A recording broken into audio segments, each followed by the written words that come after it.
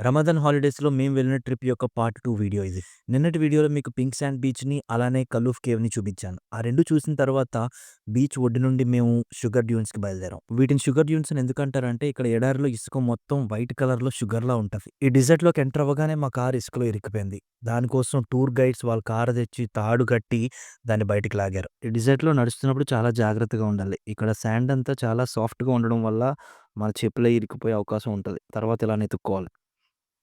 ఈ లొకేషన్ మట్టుకు చాలా బావుంది. ఒకవైపు అంతా డెజర్ట్, ఇంకొక వైపు బీచ్. ఈ 2 కలిసే పాయింట్ నిజంగా చాలా అద్భుతంగా ఉంది.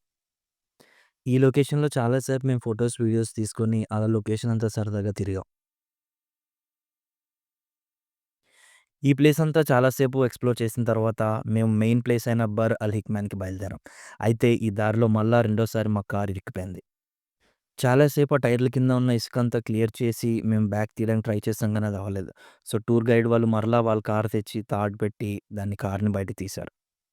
ఇక్కడి నుండి అమేజింగ్ ప్లేస్ అయిన బర్ అల్ హిక్మాన్‌కి మేము బయలుదేరాం. దాని వీడియో రేపు పెడతా.